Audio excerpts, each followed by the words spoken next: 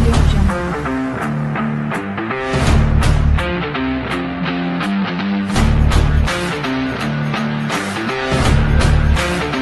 Audio Jungle.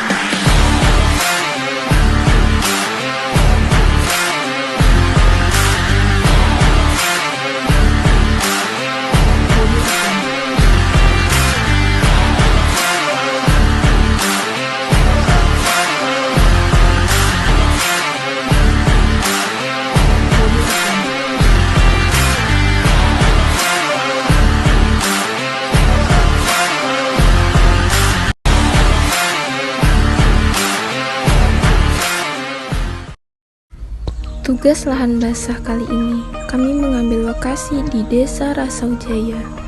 Lahan basah adalah wilayah-wilayah di mana tanahnya jenuh dengan air, baik bersifat permanen menetap atau musiman.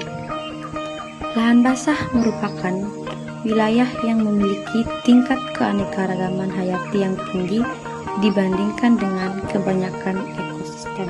Biodiversitas yang terdapat di area lahan basah ini pun beragam, mulai dari jenis flora dan fauna.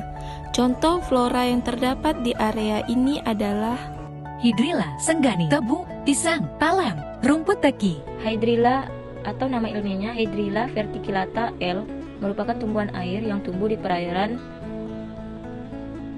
Hydrilla verticillata merupakan tanaman air yang tumbuh terus-menerus, hidup berkoloni, dan dapat tumbuh di permukaan air hingga kedalaman 20 kaki.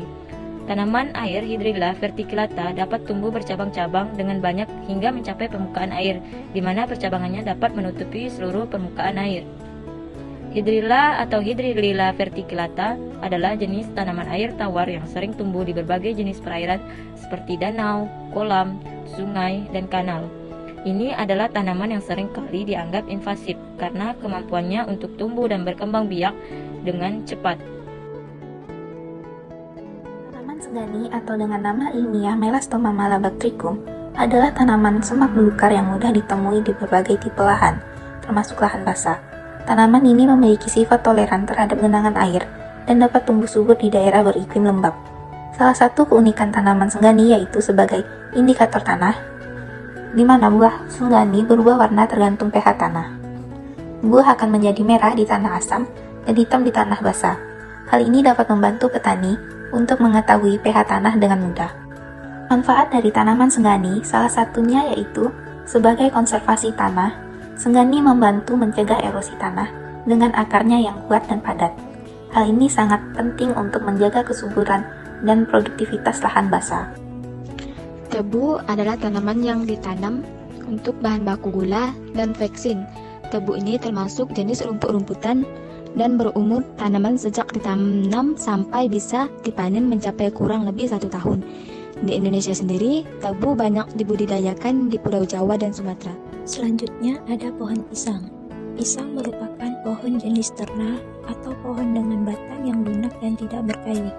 Pisang termasuk suku Musaceae dengan batang yang kuat dan daun-daun yang besar memanjang berwarna hijau tua. Pisang adalah tanaman buah berupa herba yang berasal dari kawasan di Asia Tenggara, termasuk di Indonesia. Palem termasuk dalam famili pinang-pinangan. Tumbuhan ini salah satu kelompok tumbuhan yang termasuk tumbuhan dengan biji berkeping satu atau monokotil. Palem sangat mudah dikenali karena memiliki ciri khas dan banyak digunakan sebagai tanaman hias. Tanaman ini memiliki batang yang jarang bercabang dan tumbuh tegak ke atas.